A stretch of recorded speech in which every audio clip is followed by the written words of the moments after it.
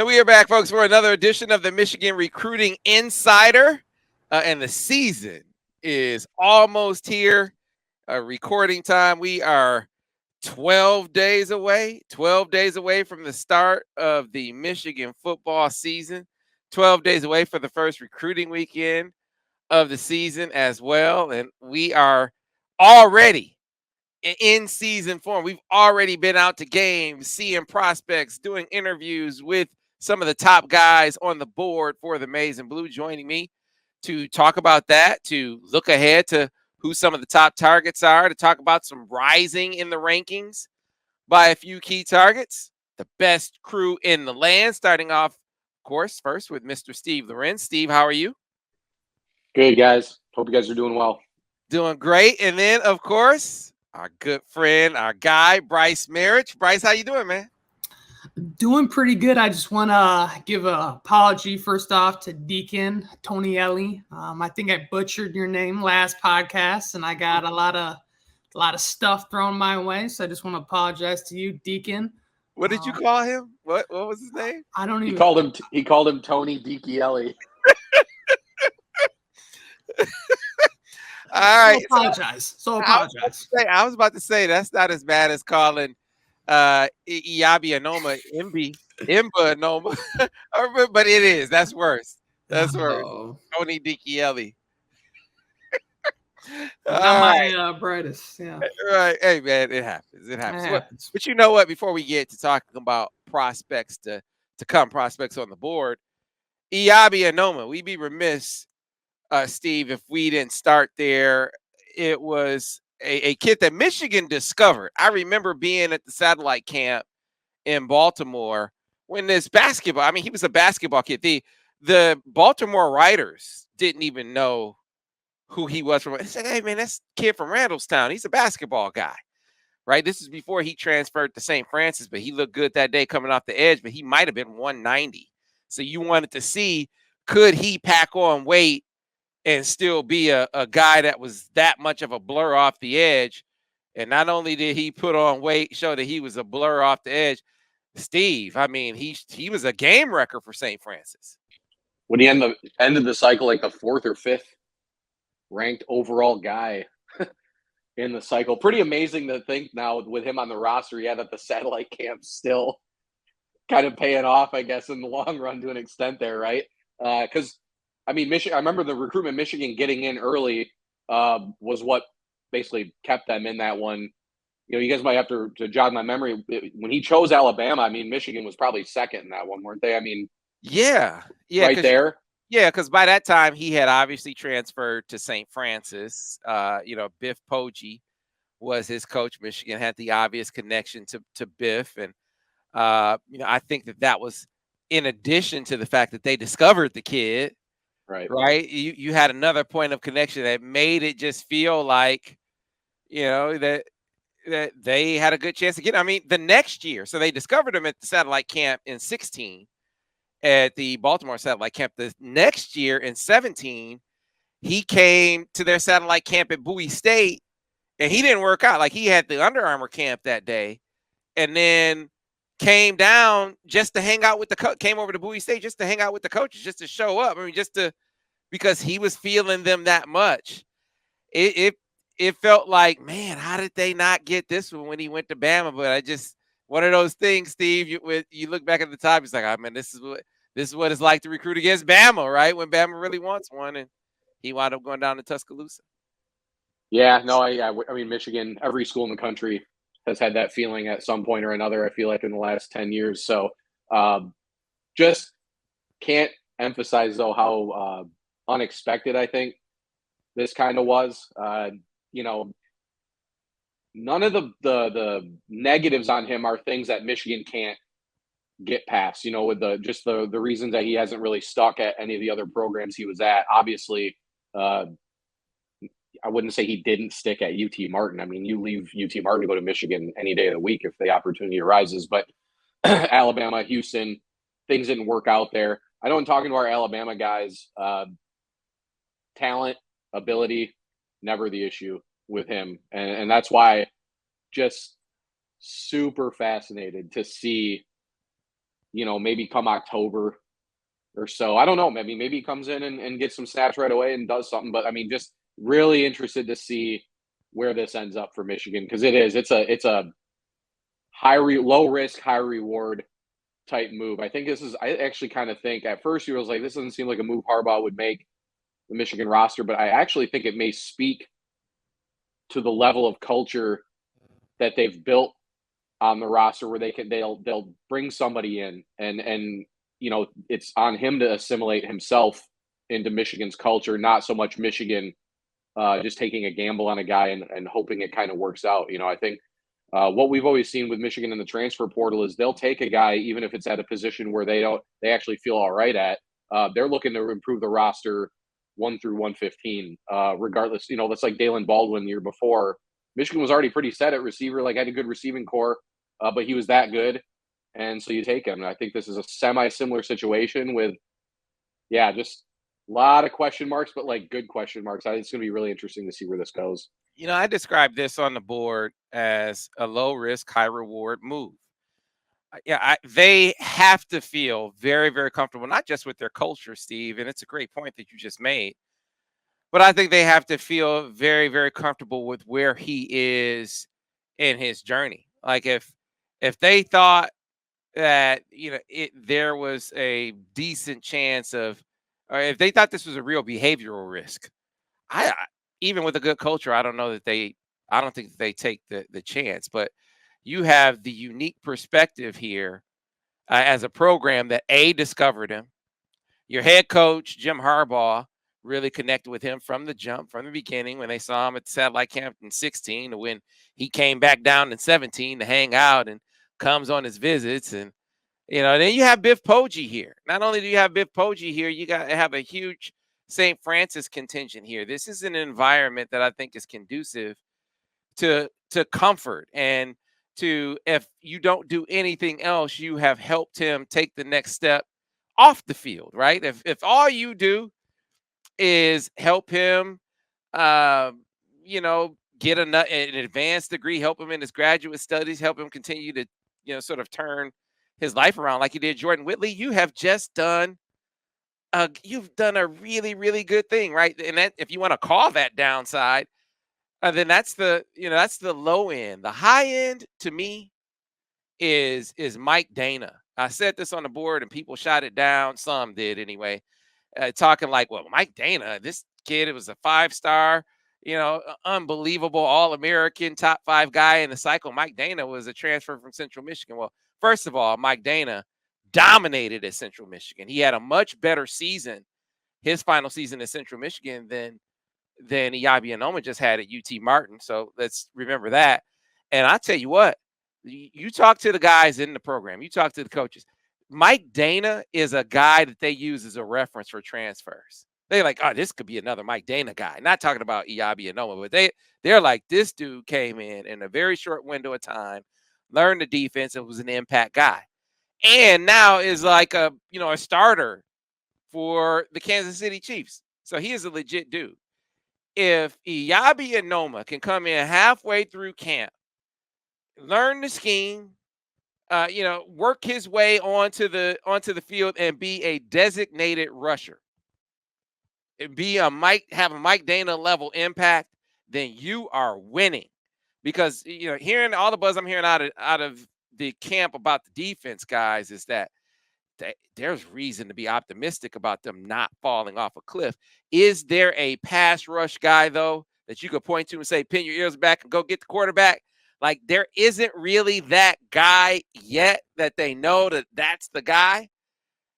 Could Iyabi be that guy? If he can, man, that makes the defense, that much, it makes the outlook that much brighter. So, I mean, we wait and see. What I can't do right now, Bryce, and I'm curious your take on this, what I can't do right now is say that he's going to come in there and be Dave Ojaba, that he's going to come in there and be Aiden Hutchinson, those guys from last year. Does he have the athletic potential to be that? Sure.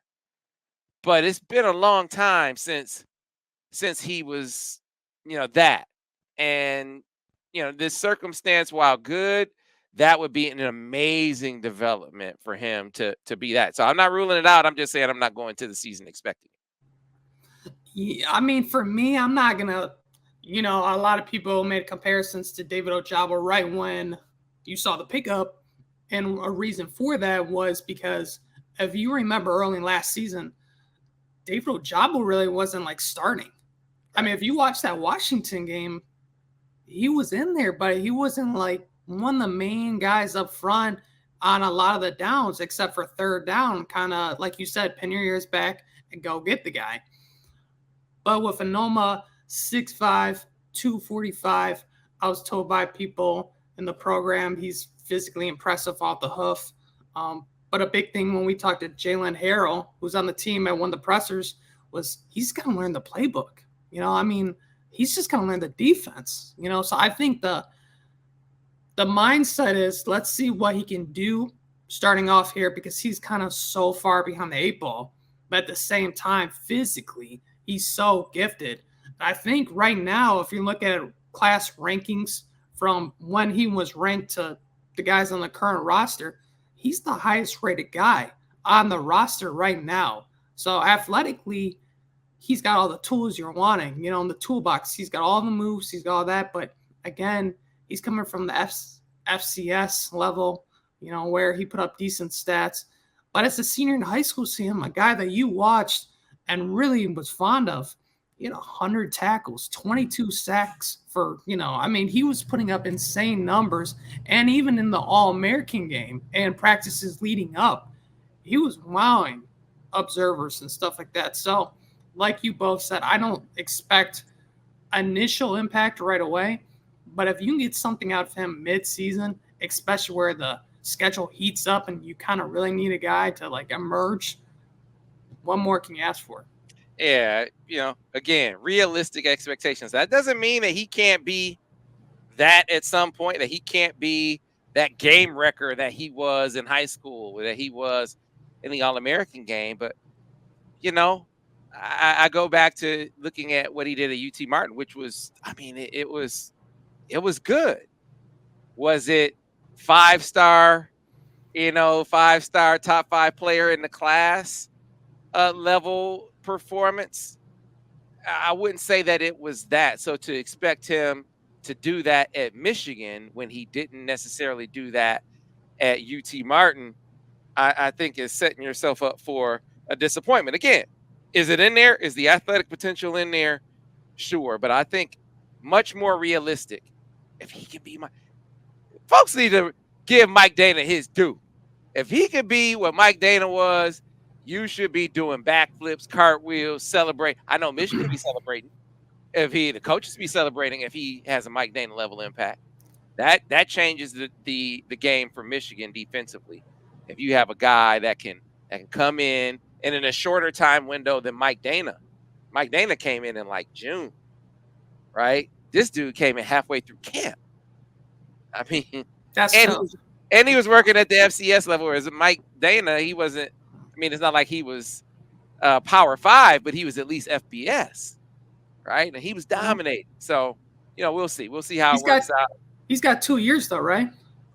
See, I haven't gotten a firm answer on that yet. Because if he does have 2 years, that changes this pickup a lot in my eyes. You know what I mean? But I don't want to commit to that. I don't want to commit to it's possible what you're saying is true. I wouldn't rule it out, but I have not gotten a definitive answer, and I've asked that question multiple times. So I don't know if it makes me think like, do they know? It's like, but here's what we know: they have them this year. Right? But moving on, fellas, I got a chance week 1 to go down to the Tar Heel State, to the Queen City, to Charlotte, North Carolina, and go to Providence Day High School, the school that Brice Marich first went to last year to see Marlon Klein, right? Yeah, the team that blew out Marlon Klein, so it makes sense now. Hey, man, it was so funny story. So Brice goes to cover that game, gets Marlon Klein, you tweet it, and I retweet you. And I get a call from Jonathan Goodwin. He said, man, you came to my game and y'all didn't even interview my son or interview none of the guys. It's like, I didn't know that was your team. Like I honestly did not know that was his team at the time. But I remember you saying, "Man, this school is amazing. Like they have a lot of resources here." Even the facilities, I was like, "Whoa, this is not Ipsy High." It is not. I mean, they have an athletic building overlooking this field, and then this pristine field, and this great stadium with great press. I mean, they get it done there at Providence Day, and the talent that they have there, Mr. Steve Lorenz. I lose track of how many D1 prospects they have. They have 5 that Michigan is offered, starting off first with 5-star quarterback. I believe 24/7 now has him ranked the number 8 prospect in the country. Once had him ranked the number 1 quarterback, and he could very well wind up back at that spot. But Jadyn Davis and Steve, we talked about it after the barbecue. This guy's been up to Michigan twice already, and that was before his junior season even started. That is a sign that Michigan is in really, really good shape with that young man.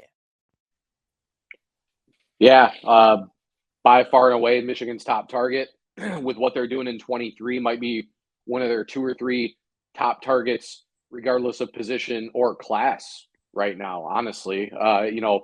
We know Michigan's put forth a great effort there. Family has said so. He sounds like a kid that would, when Sam watching your interview with him and listening to him in other interviews, sometimes you cover kids long enough, you talk to enough. There's guys that kind of sound and just kind of seem like Michigan type material. Not a guarantee they're going to choose Michigan, but like a guy you can say, I can see why this kid's interested in Michigan. It just seems like a good connection, good vibe there. Davis definitely kind of gives off that vibe for sure. And yeah, looked good. I saw the highlights for him. I know they didn't look like they were playing the best team, right? Yeah, well, you could speak more to it, but I checked. So check it out. I called down there and said, "Hey, I'm thinking about coming in a day early and going to practice because, hey, this is you don't want to get to a squad after they lose a game. You guys know this, right? Like, hey, is this a game? Is this supposed to be a close game? Right? I mean, you know the deal. Like, hey, you try to get a dude after a game that they lost, and it's like, oh man, it just we've all been there where it just makes it so much worse. It just wrecks the interview. So I want to know, hey, how close is this supposed to be a tight game? I mean, what's the deal? And he said, hey, we should win. But this squad has some guys. It'll at least be a game. So, Steve, they expected it to at least be a game. They expected to win, and maybe win by a decent margin, but they thought it would at least be a game. Dude, this wasn't even a game, and I would attribute that more to the talent that's on Providence Day than I would that Legion Collegiate was overrated. Now, Providence Day is just loaded. 5 Michigan targets alone. Chris Peal, not talked about enough nationally still, in my opinion. Look like he started at receiver too, right? I mean, just a guy, showing why. It just takes one game senior season for if any Michigan fan watches that, say, okay, like there's a reason we're going after this guy, no question. I know he's bumped. I know he's moved up, right. But again, I think we've said before, he's still not where we think he should be. At least I don't think he's where he should be ranking and rating wise. So, just look at Georgia's been going after it. Look how many defensive backs Georgia's already recruited and has signed over this cycle, last cycle. Like, and they recruit defensive back as good as anybody in the country. And he's been a guy for them, if that tells you anything. But then you got Goodwin and Shipp on the outside. Jadyn Davis has no shortage of guys to get the ball to. That's for sure. Good luck stopping their offense. They didn't even mention that too, saying like, I'm not used to having like all these guys to throw the ball to. It's like, yeah, I know. Right. It's like, right. We could throw the ball to those guys and get some yardage probably. And that is not hyperbole, right? That's the thing. He made that comment after the game. So Jadyn threw for 340 yards and 5 touchdowns, right? I mean, it was an unbelievable game statistically. And he said, I really didn't have to. I really not. I mean, the passes, all the touchdown passes, he maybe threw them at an average of 5 or 6 yards, and his guys just ran away. They just ran away from the defenders. So he's like, man, I've never had at any level, Pee Wee League, I've never had talent like this around me. So here's what you know, though. Jadyn Davis will return the favor. Like, there are going to be some games where he has to put the team on his back and he has to be completing passes down the football field. This game this week is one that he pointed to. He's like, yeah, the team that we're playing this week, we're going to have to push the ball down the field. And he's mobile. He has a really live arm. He is very accurate. You know, this was a game where he lamented some of the throws that he wanted to have back. There are a couple that he pushed in the coverage, but I just attributed that to it's the opener. This dude has the makeup, and especially when you talk about his, his preparation and, his ability to read defenses and, his attention to the scout. I mean, he was talking about the different kinds of pressures and coverages that he expected to see, and you get in the game and they change it up. And so, hey, go with the short game, go with the screen game, and beat them that way. And they did. And then the leadership piece, Steve, you spoke to it. He's a very, very precocious kid. And you always wonder where that comes from. Is it something that a kid just has? Does he get it from his coaches? Does he get it from his family? This kid gets it from his family, especially dad. He told me, Jadyn, the first time we spoke, and I said, man, you got all this hype as the number one quarterback in the country at the time. You know, what about the pressure, the attention, the acclaim that comes with that? Does that ever sort of affect you? And he was like, no, it doesn't affect me negatively. And it certainly doesn't blow my head up because my dad will go upside my head if I did. Right. And so I got a chance to talk to his dad, Jeremiah Davis, who he came up with Jadyn for the initial visit back in, what was that, June? Right. Second visit, it was the entire family. Sans one of his sisters. So it was Jadyn, mom, dad, little brother, little sister. It was minus one of his sisters who I don't know why she didn't come. He didn't explain, but he said she'll come to the next visit. But in talking to dad, what was very, very clear was that one of the major reasons why Michigan is resonating with them is that they are doing an excellent job of recruiting the family, not just recruiting the family, but connecting with the family. It's one thing, recruiting someone and connecting with them are different. Michigan is doing both with Jadyn Davis and his family. So let's go ahead, jump right in. This is the interview with Jadyn Davis's dad, Jeremiah Davis. All right, so Mr. Davis, standing out here at the opener for your son's game here at Providence Day. Take me back through what led him here, because he talked about coming, spending last year someplace else and coming here. So take me through the chronology of events that led him back to Providence Day. Yeah, so initially Jadyn was here when we moved from Tennessee, and we during middle school, and then the drive got a little bit too much for my wife. Between work and everything she was doing along with the kids, so they was all here. Loved the school, loved the environment, loved everything, but like I said, it became like a very challenging situation for my wife. So we went to Catawba Ridge, which is located like right by our house, brand new school. You can actually take a golf cart from our house to the school if you wanted to. But, we played a couple seasons there. And then, we had some success there.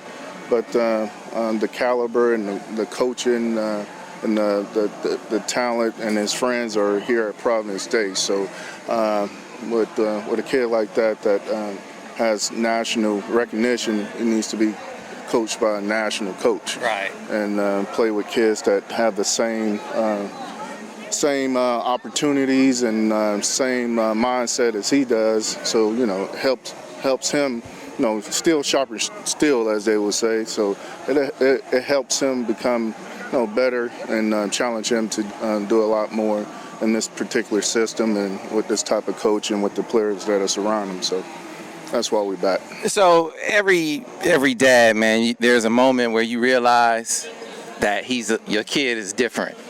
And you talked about recruiting being as explosive as it is. When did it dawn on you that your son was going to be that guy? Was it once recruiting started, or did you know before that? To be honest, you think about Little League and stuff like that, the game really found Jadyn. He has an older brother that played college football, and Jadyn was always that type of kid that would, follow around the head coach on my older son's team. Had like a little wristband on and stuff, and calling plays, telling the coach what he should call and things like that. And then, the coach came up to me and said, "Man, this kid is special." I said, "What do you mean?" He said he can already read defenses at the age of 5, and he's up here quizzing me on what plays and stuff like that he should run. So as a dad, I'm like, yeah, okay, whatever. He likes to be around the sport. And then, originally from Duluth, Georgia, outside of Atlanta, it's a very competitive Little League team there, GFL. So, he played quarterback and grew up into the position, and then you start seeing him really take ownership of stuff. He started working out on his own, started setting goals. He's just a cerebral kid. He's very, very intelligent, smart, all those things that, the stereotypes of a black quarterback, people say that's not him. Mm-hmm. So he took this and ran with it. As a dad, my goal was just to make sure I give him the best opportunity to succeed. Yeah, and so one of the things that dawned on me, because he was the number 1 ranked, he's a 5-star, one of the top guys in the country, and it's been that way for a minute now. So he's a kid who got a lot of attention early. You talk to him, and that doesn't come across when you talk to him. He said, "That's my dad." Yeah. He said, "Hey, that's how I'm very, very grounded. He will get in my grill if he has to." So tell me about that piece of it, keeping him grounded. Yeah, well, I guess it started from South Georgia. We worked for everything, and I was raised by some very strong black women. And then from there, I went into the military, which kind of helped mold the way that I think and the determination that I got, and to be humble and respectful and all those things from my upbringing. So, me and my wife, we spoil or we poured that into our kids, At the end of the day, football is going to end one day. And what I want them to remember about my son is his last name. When you carry the last name of a Davis, you hold a lot of responsibility, because that's my last name. So anytime he, start feeling himself or anything of that nature, we have some grown man conversation. and it's mutual respect, because he knows that I'm going to protect him. And I'm going to have his back as well, but at the same time, I want him to be, a respectable young man and, do the things that I've done for him and the rest of my kids, just paving the path for a better future for himself. So he knows that, and no doubt that, if he get a little too high, I'm there to put this 13 up that rear end. And if he get a little bit too low, I'm there to support him. I grew up playing sports, and the way that I reach through my kids is through the game of sports, teaching them about leadership, life skills, and things like that. So, and being humble and respectful, and to your teammates and to the opponent, all that is world skills right there. So he told me what he's looking for in the school as he gets deeper into the process. As his dad, what's your advice? What do you want him to find in the school? What's the criteria that you want him to apply as he determines where he's going to go? Yeah, so my wife was standing right here. The education piece is the first thing. So, he's a very smart kid. He has to be challenged academically. It's been that way since he was born. So that's the first piece. Then the second piece is finding a system that he will flourish in. Coaches and stuff like that actually believe in him. He has a relationship, a school that that needs him, to be that guy, somebody that's going to develop him for the next level, because that's his goal. Honestly, that's all these kids' goals, to make it to the next level. But he has a shot if he's around the right people, the right system, the people who played this sport at a very, very high level, who have stuff that I can't teach them, and things like that. So that's very important to have some NFL structure around it, people who can coach to that level and develop my son.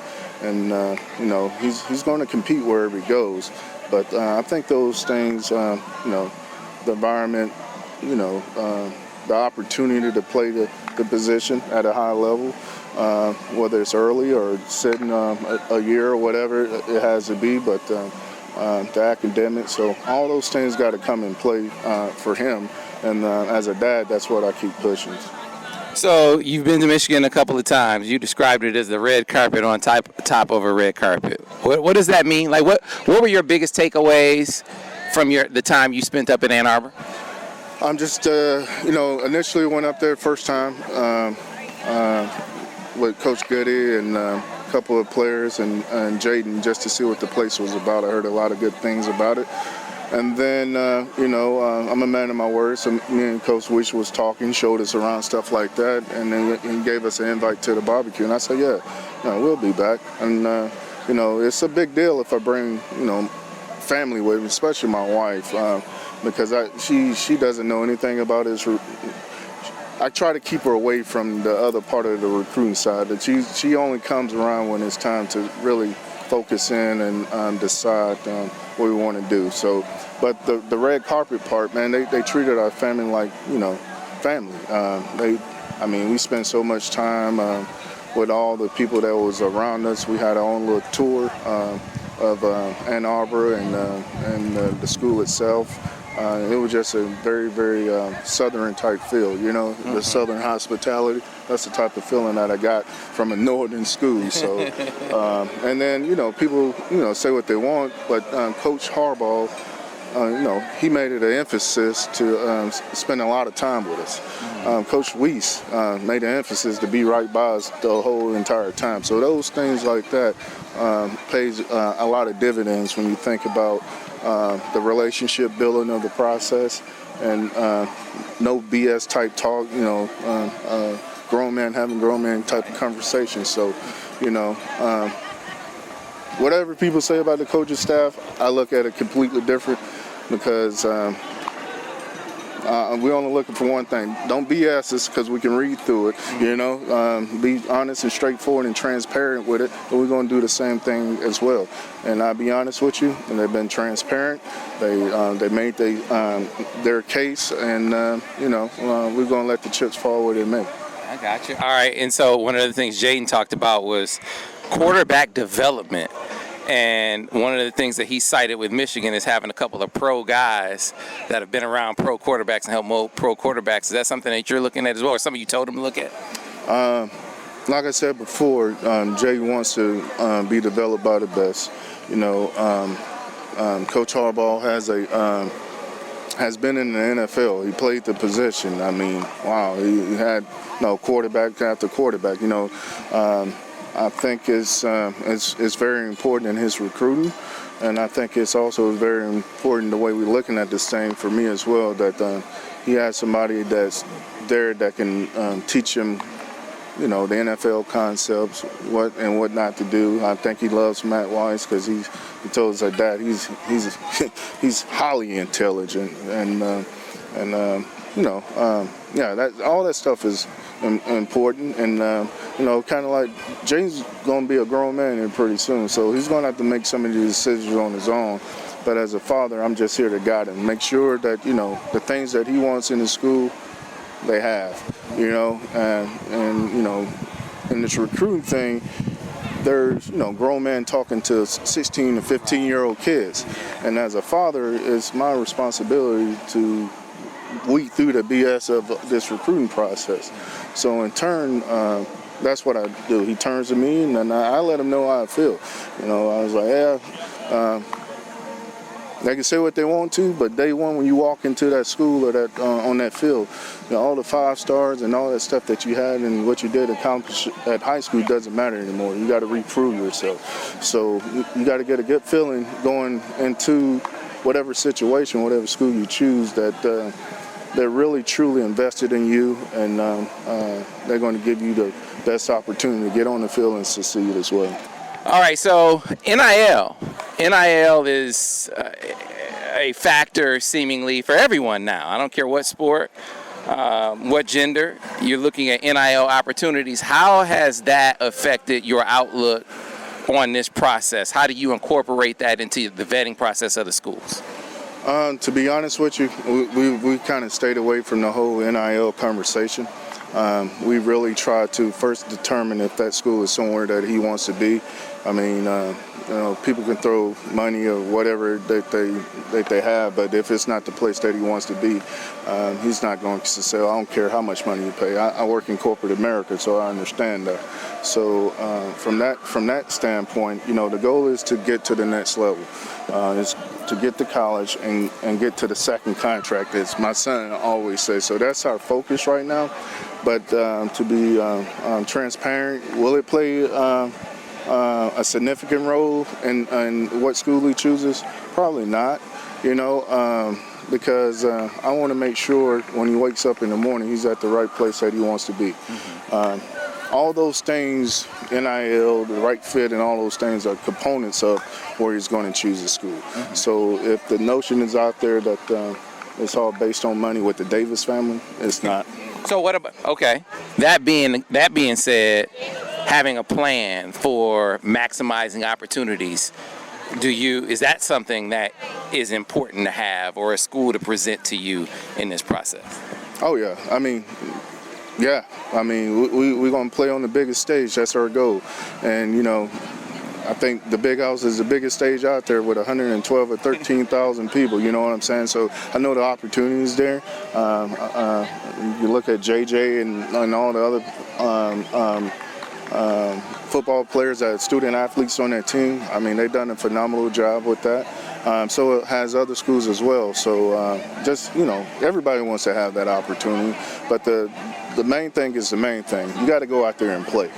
So when you play, everything else is going to follow. So timeline, how long do you want this process to go for? Do you want it to go all the way to senior year, signing day? Do you want it to be earlier so he can help recruit a class? Have you guys talked about that? Yeah, we talk about that a lot. And then, I heard somebody say that, because I'm like I see and I hear everything. I look at the reports, I see all these different things of what some of these so-called fans and people, gurus, recruiting gurus think they know, but they really don't know anything that's going on in the Davis household. So we do have a timeline. And when my son feels that it's the right time to do it, that's what we do. Some people said that we solidly committed to Michigan when we was at the Big House. Really? So I hadn't even heard that one. Yeah, I look at all the little things, man. You got some people out there that say a lot of things just to sell articles and just to think they know something that they actually don't. But I've seen people say stuff like that. Let me be clear, we didn't say that. Yeah, I've seen people say stuff like that. So I'm gonna let that be and not entertain that right now. But when my son is ready to commit to a school, he will. It could be tomorrow. It could be in the springtime. But we're going to do our due diligence. That's the most important part of this entire process, is to make sure it's the right fit and the right situation for my son. So the main thing is the game, his season in front of him. Does that push recruiting to the back burner for the time being while the season is underway, or are you guys going to still be taking visits and doing things recruiting related while the season's going? No, we're going to go out and see schools. I mean, yes, that's part of the recruiting. So, but the main thing is the season, and but there's going to be schools that that he wants to go see, that he holds a lot of interest in. So we're going to see a few schools out there, but the main thing is the football season at Providence Day, so that's what we focus on. But again, to answer your question again, we're still going to be out there on a Saturday at the Big House, at Georgia, at Penn State, at different schools like that. So those are, I mean, you threw out 3 schools, but are those 3 schools whose games you're going to see this fall? And there's some more, probably like Tennessee, LSU. So, I spent a lot of money in this whole recruit thing. So we're going to kind of slim this list down because he wants to go everywhere. But we're just going to focus in on schools that, have a potential shot to land them. All right, my last one for you. So Jeremiah Davis is Coach Davis now. You're Coach Davis from X University, and you're recruiting Jadyn.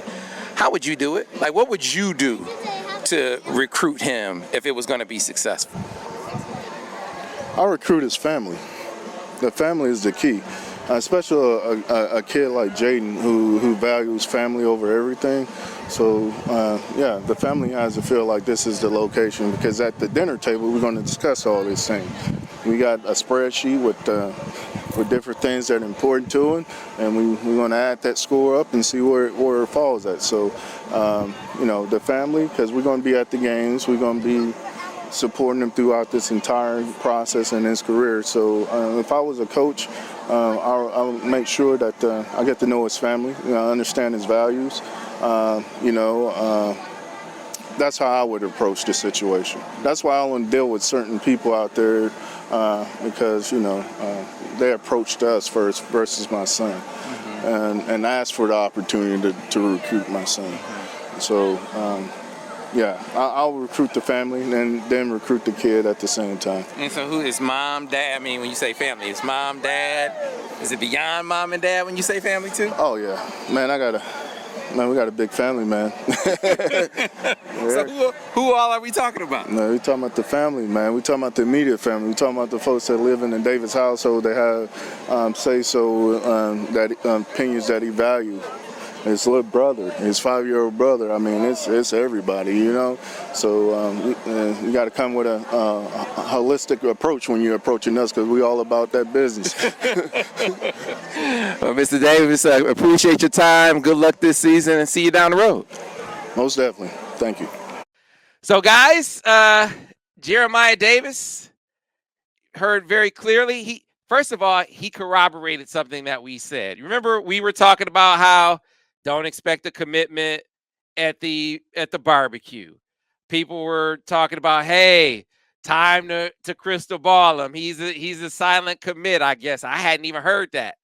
Dad said that he had heard that, he had seen that, and he said that whoever's saying he was going to commit or that he was a silent commit, that's someone who thinks they know something that they don't really know. So he's going to take visits. But the other big takeaway, Bryce, is, he went from when I saw them in May saying that this was going to be a longer process. He was going to go through the season, go through winter, take some visits, maybe make a spring or even into the summer decision. He's not married to that anymore. He said they're going to take some visits this fall.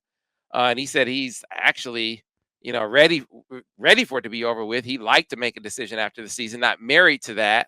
That's not a definite, but at least open to the possibility of making a decision much sooner. I mean, for me, I think that's personally huge. Obviously, if they could have got that commitment, same at the barbecue, that'd been most ideal. But as both of us and even Steve kind of been hinting at, don't jump the gun there. I mean, I saw a lot of predictions flying in for him to go to Michigan. And while I do think Michigan, this is my opinion, right now does lead for him, it's still a long ways to go in that recruitment. I think that's clear from what his dad has said and what he's said. And they've been very honest with the whole recruiting process and how they're going to handle it and approach it. But as far as getting him back on campus, that's a huge win right there. And so, again, going back to the highlights, I mean, I know he can make a lot of those throws. Obviously, the game you went to see, Sam, you got to see a lot of swing passes, a lot of little things. But in my opinion, and my takeaway from that was Chris Peal, man, I did not know he could do what he could do. I mean, the kid can fly. I mean, those track times, those look pretty legit after seeing those highlights you posted. And so that was a big takeaway from me. A couple more from your trip out there to Providence Day is again, for the people watching, this is a box right here. I'm just going to explain it. This is what we call a package deal. And so that is that's something you kind of talked about a little. He came with props. Brice came with props. This was like he had the box ready. Oh, that's a box. Carrot Top. We got Carrot Top here on the podcast now. Or we got what? Everything. I'm like QVZ. I have QVC. Whatever y'all need. Shouldn't the package be wrapped? I mean, should there be something that says it's more a package than just a box? So yeah, I was gonna say just a box that's like half open. Yeah, I don't work for Amazon. Really clever. I'm just saying that was a big takeaway, in my opinion, was that they mentioned that was in a possibility. And while we talk about that with guys we've talked about in the past, like, I don't know, Rocco Spindler and Garrett Dellinger. I remember that one time was a big package deal, and obviously that didn't happen. I kind of feel after watching that video interview you did, that chemistry, that bond they had with Channing Goodwin and Jordan Shipp and even Jadyn Davis, that might be legit, and that might be real, and that's something to look at. And then the third takeaway from your whole entire trip was the number one guy in the class of 2025, 6'6", 255. The guy, Sam, you talked about and kind of brought to light, David Sanders, who I think is going to be a stud. Yeah, so we'll get to him on the other side, because I told you when I was like, man, this dude is a guaranteed 5-star. I promise you. Lil Dave, as they call him, ain't nothing little about Dave. Dave's 6'6", 255, 6'7", maybe 255. And I was, I mean, as impressed as you had as I was with the skill guys. That dude,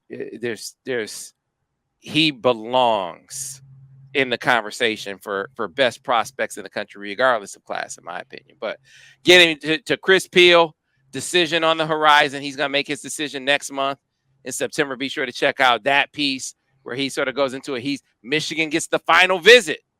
Huge that Michigan gets the final visit for Chris Peal. When I first talked to Channing Goodwin and Jordan Shipp, I interviewed them back in May, and I didn't ask them about a package. They just, hey, what's the factor in your decision?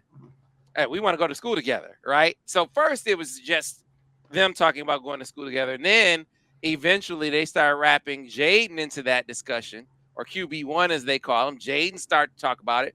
None of them are saying this is that. Like, I'm gonna go here because Shipp is here. I'm gonna go here because Channing is here. Like Jadyn, that's not gonna be Jadyn Davis's criteria any more than it's gonna be Channing Goodwin's or Jordan Shipp's criteria. They're gonna make the best decision for each of them individually, but a factor that could make a school more appealing than the other is if their teammate is present or teammates are present. And I just happen to think that Michigan, of all the schools recruiting them, is maybe in the best position to get the package. Now, that doesn't mean that they're gonna get it. I think that they lead. Just my opinion. Jadyn didn't say this. His dad didn't say that Michigan leads at all. There are a lot of other schools that they like. I just listening to him talk and, sort of seeing Michigan's approach and their pitch and how well it's working. I think they probably do lead at this point. So the question would be, can they hold on to it? Chris Peal, my feeling on Chris Peal, Michigan, North Carolina State. That's my feeling on it. Georgia has like 3 corners in the class, Steve, I think, highly rated guys. South Carolina, I just don't get the feeling from talking to them that they're resonating as much as the local school in North Carolina State. And then, of course, Michigan. That's just my feeling on that one. So, but we've been talking about Chris Peal forever. We've also been talking about David Sanders. So let's come back from the break. I haven't even put the David Sanders highlights up yet, but I'm going to do it. And by the time this podcast airs, you'll be able to see how that dude wreaks some havoc on the day. But we're going to get to a break. We'll come back on the other side here of the Michigan Recruiting Insider. So, Steve Lorenz, David Sanders, you had been talking about him for a while. I didn't start talking about him at length until I saw him in person back in May. And I came back from that saying, this dude is without question an elite prospect. And it is very clear now based on the release today of 24/7 Sports 2025 class rankings, initial class rankings, that they think this dude is different as a stud too. One thing I'm not even sure which analyst I'll ask. Maybe Wilt Fong, one of the whoever's been leading the rankings charge. I'm curious to know how much better they think Sanders is than the number 2. He could be a guy that could start to finish as a number 1 prospect in his class, right? I mean, which hasn't happened very often. I guess it is technically happening this cycle with Arch Manning. Not convinced it's for the same reasons that David Sanders would be from start to finish a number 1 guy. But no. Back before Jadyn Davis even transferred to Providence Day, there was buzz that David Sanders was the best prospect at that school. Could still, I mean, we're talking about Jadyn Davis as number 8. What'd you say? Number 8 prospect in the country right now. You're talking maybe 2 of the top 15 high school players in the country on the same high school roster. It's insane. And what do you know? Michigan was the first school to offer David Sanders a scholarship. I feel like we do this every cycle. I feel like there are guys that Michigan is sometimes they don't but there are more instances than not of Michigan being ahead of the curve with guys that end up as elite prospects. And Sanders, again, no different here. So got to think Michigan being first and the deep connection, they're recruiting the heck out of Providence Day already. No way that they're not going to be a factor in this race. Unless I don't know, something would have to change in a significant way, I think, for them not to at least stay in the race. But again, you're talking about the number 1 guy, so everybody's going to be after him. He's going to get the kitchen sink thrown at him. And the only other reaction, we released a 2025 top 100 today. See a 5-star in-state quarterback that goes to Belleville. It was only going to be hearing about this one for the next 4 years now. Great player though. Very well deserved for Bryce Underwood. Definitely the next big thing in state. He's a guy much like Dante Moore, as a guy that we've already known about and been talking about for a while. But matter of fact, I did an article about David Sanders being the number 1 guy, and it on the discussion on the board immediately moved towards Bryce Underwood and where's that recruitment leaning, and is Michigan going to get a 5-star in-state quarterback or not?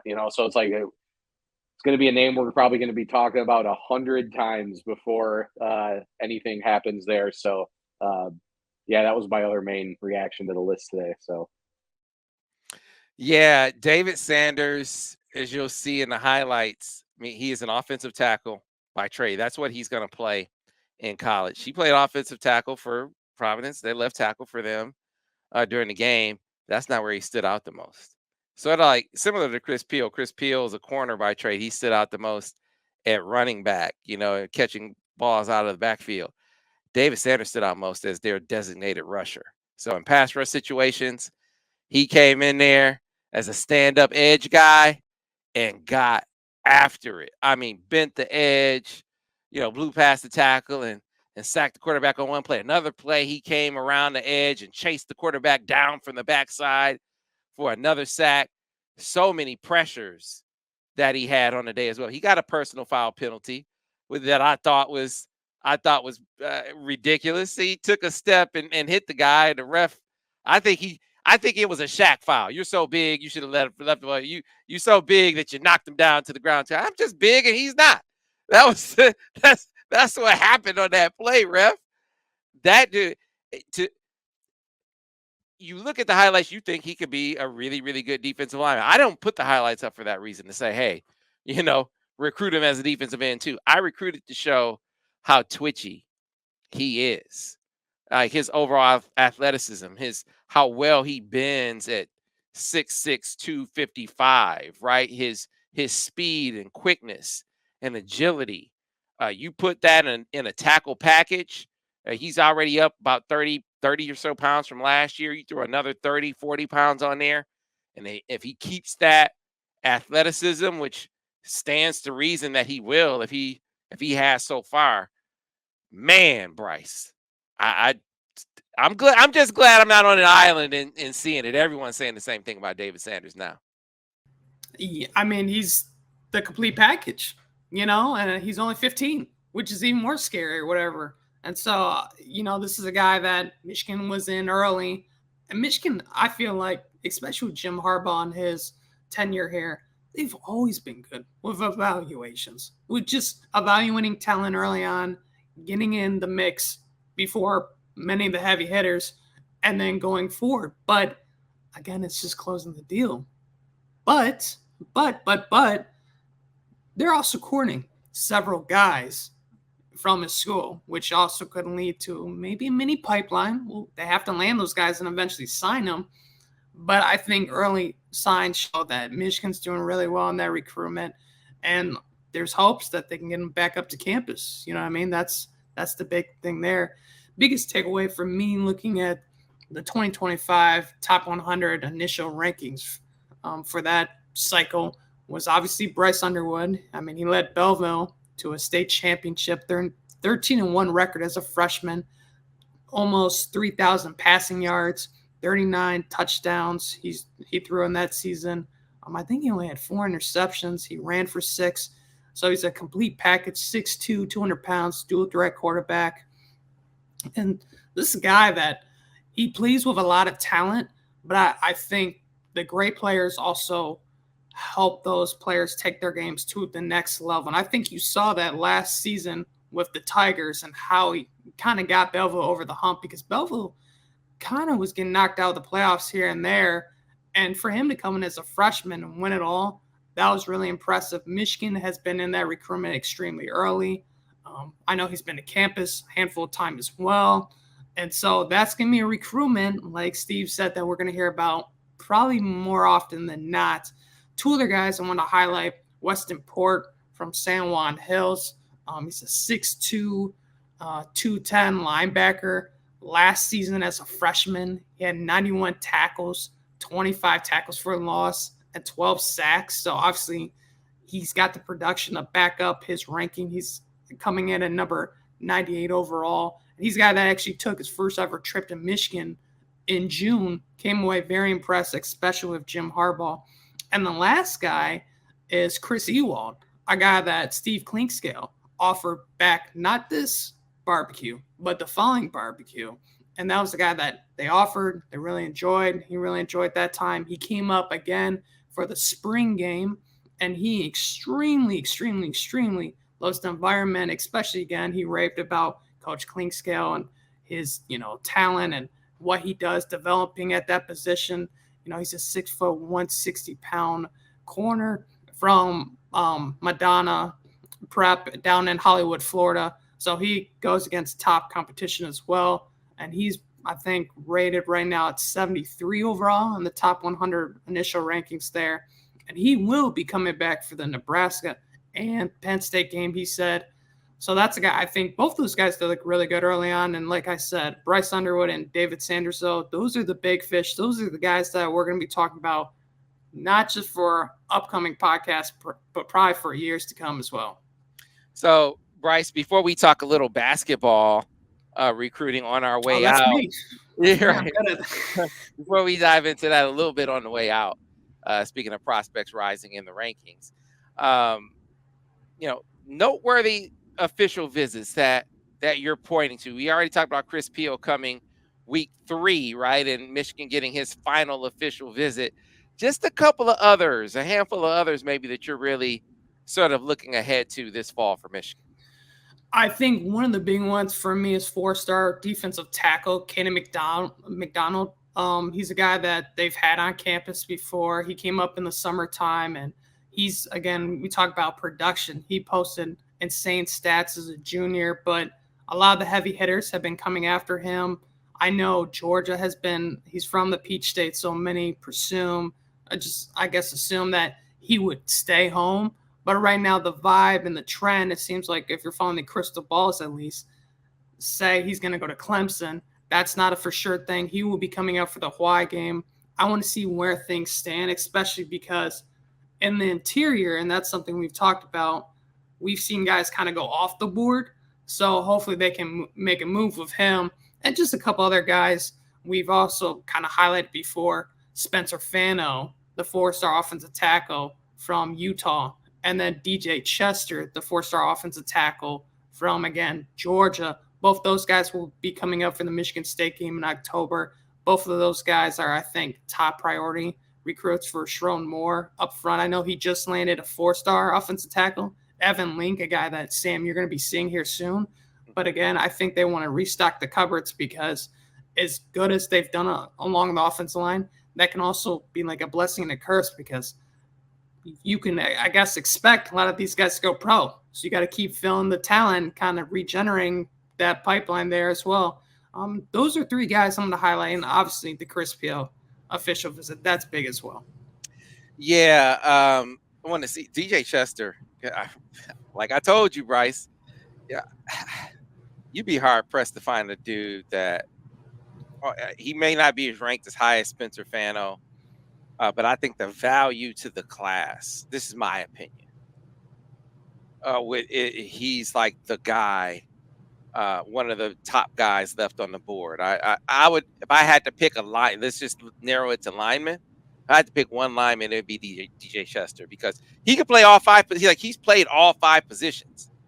He could legitimately be, if you needed him to be your center, you could legitimately train him to be that. I think the versatility that he offers is a major part of the appeal. I mean, you think about a guy like Carson Reinhardt, who, by the way, check out one of the upcoming Inside the Sub volumes, and you'll see some reference to Carson Reinhardt because Carson Reinhardt can back up 4 positions, right? Or not just back up. I mean, if you wanted him to play one of those 4 positions, he could. Well, DJ Chester might be a cut above that even when you talk about his size, the size that he brings to the table and the ability to play all those spots. So, Steve, other than Nick Harbor, who I don't have, we'll get a firm date for Nick Harbor here coming up. But other than Nick Harbor, like official visits that you're pointing to that Bryce sort of touch on the ones that you were going to touch on, like who would you highlight as ones to look ahead for?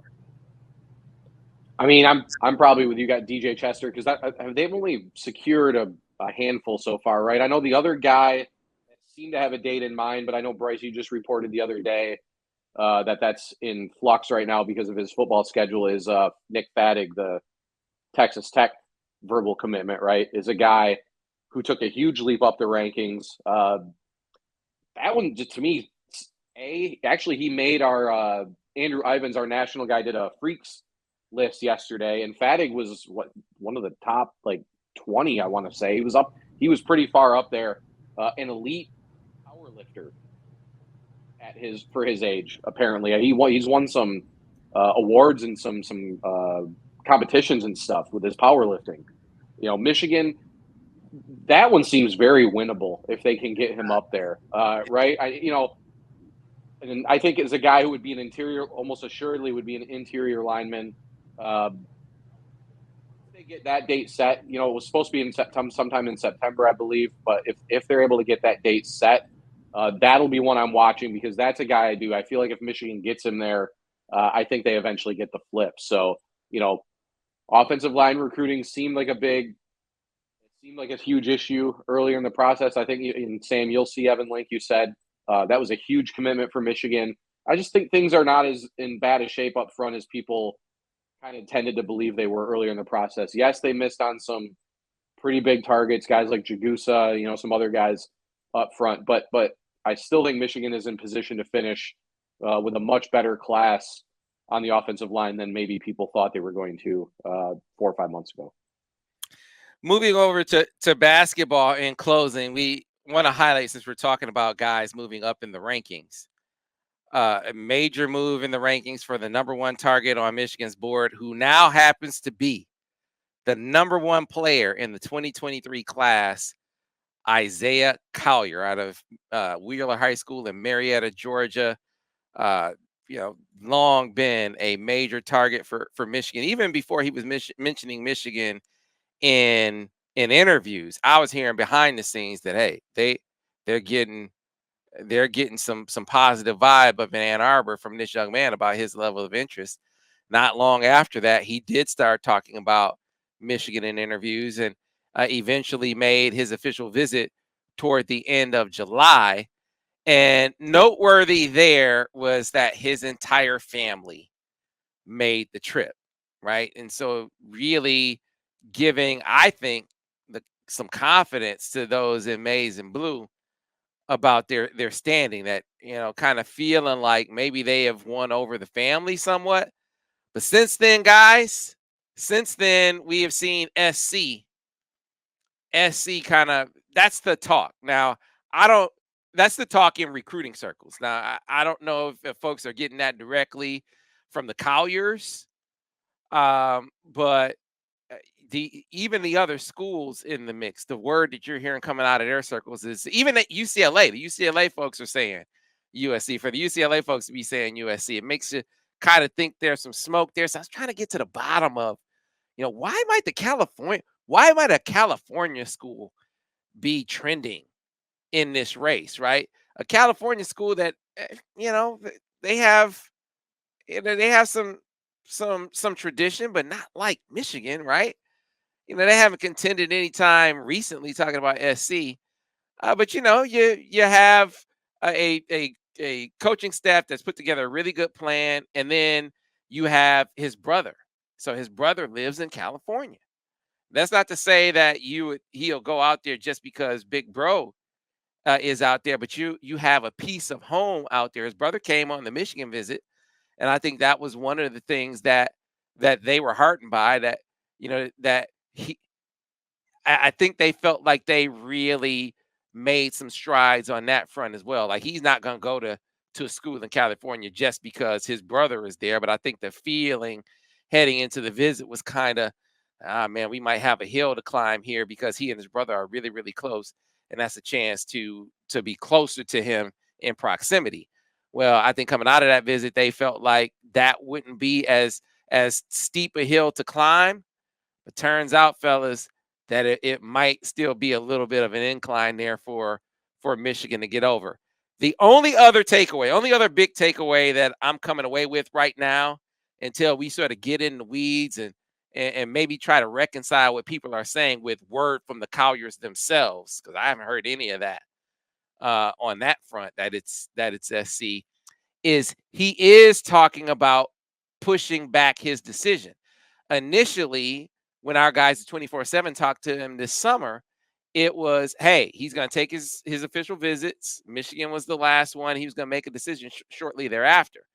Now the talk is that, well, maybe before the end of the calendar year. So we're talking about as late as December making a decision. And I don't know about you, Steve and Bryce, but if there is a leader, and I'm saying, so let's assume for the sake of argument that everyone's right and that SC is the leader, assuming for the sake of argument. If that's the case, and he's going to push it out and maybe not make a decision until December, isn't that positive for everyone else in the mix there, Steve? That's how I would take it. Yeah, it's kind of an old recruiting adage, right? Regardless of the sport or race, if there's a leader and the guy moves back his decision, that's never good news for the team that is believed to be in front, right? Doesn't mean that he's not going to choose that school eventually, but if you're leading, you want to get it done. You're not going to get it done as quickly as you thought. Gives the other schools more opportunity to chip away and continue their pitch. I know the first thing with Collier,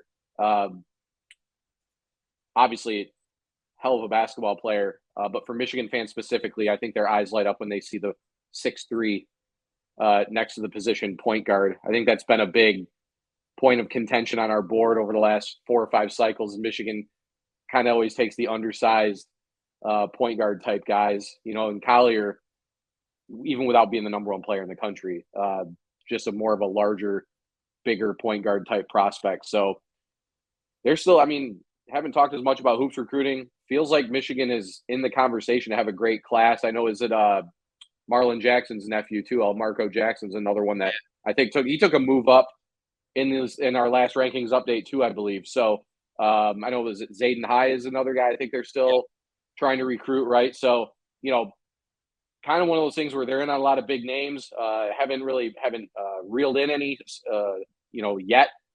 Like Michigan State's been pretty hot. Michigan maybe needs to answer the bell a little bit there because Michigan State's been recruiting pretty well in 23, but Michigan's at least in on the right guys that would give them a shot at. I don't think they're going to repeat that number 1 class they had a couple cycles ago, but still could be easily a top 10, top 5 class if they get Collier, Jackson, guys like that on board. Yeah, we shall see. A lot to unpack on that front. We'll be digging more into the Isaiah Collier recruitment in the coming days and weeks. Certainly, you hear much more from us out on the trail, as I'll be seeing Evan Link. I'll be seeing Nick Harbor here shortly. Bryce, who you getting out to see this week? Oh, just drawing a blank. You put me in the spot. Crud. What's his name? Bryce, you're seeing You're seeing Brady Priest scoring the 4-star tight end out of the. Yeah. Oh, okay. I was about to say. I was going to say. I know you aren't going to see Tony DiChielli. You're not going to see Tony DiChielli this week, right? Again, I apologize. That is not your name. That is not your name. Sorry, Deacon. Sorry about that. I'm not good at names. Everyone knows that. Okay. Everyone knows that. All right, well, folks, that'll do it for this edition of the Michigan Recruiting Insider. We'll be back next week, sort of recapping our travels and top targets and looking ahead to the first visit weekend of the season, the first game of the season, and what that's going to look like. So stay tuned for that. Looking forward to it. Thanks for listening to another edition of the Michigan Recruiting Insider.